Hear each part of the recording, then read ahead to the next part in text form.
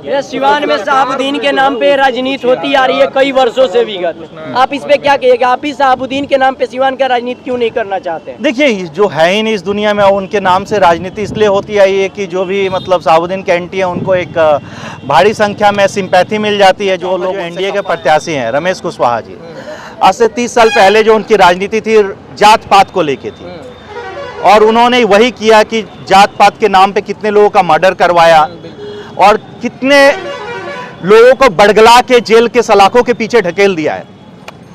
और समय के साथ वो पार्टी बदल दिए और जिसका वो विरोध किए थे उसी के साथ आके मिल का माहौल सिवान में बहुत पहले से रहा है और अपराध की वजह से ही सिवान चर्चा में शुरू से रहा है। अगर आप देखेंगे, क्या कहेंगे?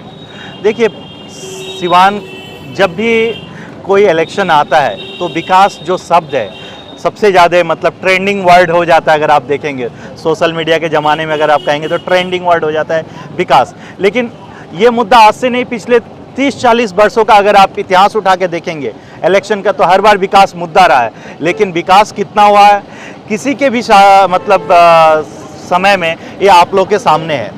तो विकास का मतलब ये नहीं होता है कि आप कुछ झूठे वादे कर दिए और मतलब नली गली के नाम पे आप इसको विकास दिखा दिए।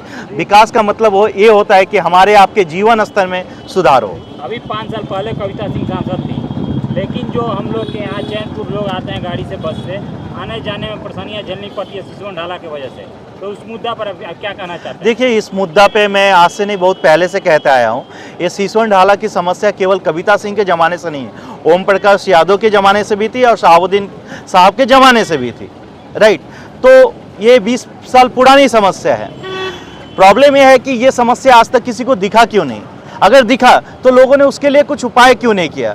जरूरी नहीं है कि केवल आप फ्लाईओवर 200 करोड़ का बजट आएगा तो फ्लाईओवर ही बनेगा तो समस्या का समाधान हो सकता है। समस्या का समाधान करने के लिए हमारे पास बहुत सारे उपाय हैं। अगर सिसवन ढाला पे चाहा जाए तो हम लोग अंडरग्राउंड सबवे बना के भी उस समस्या को समाधान कर सकते हैं। जो चाप ढाला है वहाँ से सिसवन रोड में कनेक्टिंग रोड बना के भी उस समस्या को समाधान कर सकते हैं। तो मैं बार बार कहता हूँ, जहाँ चाह है वहाँ रहा है। जरूरी नहीं है कि बहुत ज़्यादा पैसे खर्च करके ही समस्या का समाधान किया जा सके। जैसे मेरा एग्जाम्पल लीजिए, मुझे जन जन तक मिलना है तो जरूरी नहीं है कि मैं 50 गाड़ी का काफिला लेके निकलूँ। मैं एक गाड़ी से भी निकल जाता हूँ, लोगों से मिल लेता हूँ। अल्टीमेट गोल है कि लोगों तक मेरी बात पहुँचे। सिवान में जितना अपराध बढ़ा हुआ है उस पर क्या कहिए? देखिए, अपराध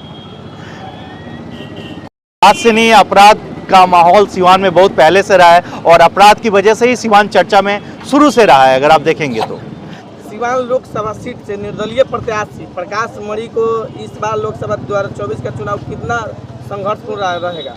देखिए, संघर्ष तो डे 1 से है। जैसे कि एक मैं निर्दलीय प्रत्याशी हूँ, लोग मुझे उतना जानते नहीं है, मैं डोर टू डोर घूम रहा हूँ। मतलब आप लोग जब से देख रहे हैं मुझे, देखिए, कोई भी लड़ाई आसान नहीं होती है, लेकिन जब आप निजी स्वार्थ से ऊपर उठ के जनता की आवाज़ को अगर आप उठाते हैं। एक प्रकाश मणि तिवारी एक ऐसा प्रत्याशी है जो कि मुद्दों की लड़ाई लड़ रहा है। मैं बार बार कहता हूं कि एजेंडा बेस्ड पॉलिटिक्स होनी चाहिए, लेकिन अगर आप देखेंगे किसी भी प्रत्याशी को, किसी के पास एजेंडा है ही नहीं।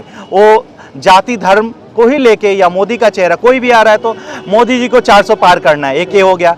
हमें मोदी जी के मिलना है इसलिए हो गया, या मोदी जी के विपक्ष में आना है, बस यही मुद्दा है। लालू नीतीश का चेहरा लेके लोग आते हैं। ये सिवान में शहाबुद्दीन के नाम पे राजनीति होती आ रही है कई वर्षों से विगत। आप इस पे क्या कहिएगा? आप ही शहाबुद्दीन के नाम पे सिवान का राजनीति क्यों नहीं करना चाहते हैं? देखिए, जो है ही नहीं इस दुनिया में, उनके नाम से राजनीति इसलिए होती आई है कि जो भी मतलब शहाबुद्दीन के एंटी हैं उनको एक भारी संख्या में सिंपैथी मिल जाती है। जो लोग उनसे खफा है, उनसे पीड़ित रहे हैं शहाबुद्दीन के समय में, वो एक सिंपैथी वोट को गेन करने के लिए। लेकिन वो समय अब रहा नहीं है। अब जो भी नेतृत्व है वो एक दौर चलता है, 20-30 साल का दौर था जिसमें कि आप करप्शन था, क्राइम था, उसको लेके बात। अभी है विकास की बात। जो भी प्रतिनिधि आए अगर मुद्दे की बात नहीं करे तो जनता को पता है कि हर साल वही मुद्दा रहता है और उनके लाइफ में कोई चेंजेस नहीं आते। प्रकाश मणि अगर सांसद बनते हैं तो पहली प्राथमिकता सिवान वासियों के लिए क्या रहेंगी? देखिए, जो मूलभूत सुविधाएं हैं, जो समस्याएं, सिसवन ढाला हो गई, नशाखोरी की समस्या हो गई, जो आज की डेट में युवा वर्ग हैं, छोटे छोटे बच्चे हैं जो स्माइक गांजा के नशे में आके दम तोड़ रहे हैं, उनकी मृत्यु 3 से 4 साल में हो जा रही है, उनको कैसे रोका जाए। छोटे छोटे कल कारखाने कैसे खोले जाए जो कि 12-15 हज़ार के लिए लोग मुंबई, बेंगलोर, गुजरात जाते हैं, वो अपने निजी क्षेत्र में रह के उतना कमा ले, हर ब्लॉक में कोल्ड स्टोरेज की व्यवस्था हो जिससे कि आपको दिल्ली से ज़्यादा महंगी सब्जी गांव के बाज़ार में नहीं खरीदनी पड़े, हर बाज़ार में एक माता बहनों के लिए सुलभ शौचालय की व्यवस्था हो, 3 साल की डिग्री 5 साल में जो मिलती है वो 3 साल में मिले, एक यूनिवर्सिटी हो, हर ब्लॉक में एक महिलाओं के लिए कॉलेज की व्यवस्था हो। तो मैं हर एक मूलभूत से लेकर गंभीर समस्याओं के लिए बात कर रहा हूँ, लड़ाई लड़ रहा हूँ, मेरी प्राथमिकता वही रहेगी। बिहार जाति और पार्टी की राजनीति है जिसमें प्रकाश मणि के लिए चुनौती तो बहुत रहेगा सिवान लोकसभा से। देखिए, एक जाति पाति की जो बात की है, अभी एक मैं कहना चाहूँगा जो एनडीए के प्रत्याशी हैं रमेश कुशवाहा जी, आज से 30 साल पहले जो उनकी राजनीति थी जात पात को लेके थी और उन्होंने वही किया कि जात पात के नाम पे कितने लोगों का मर्डर करवाया और कितने लोगों को बड़गला के जेल के सलाखों के पीछे ढकेल दिया है।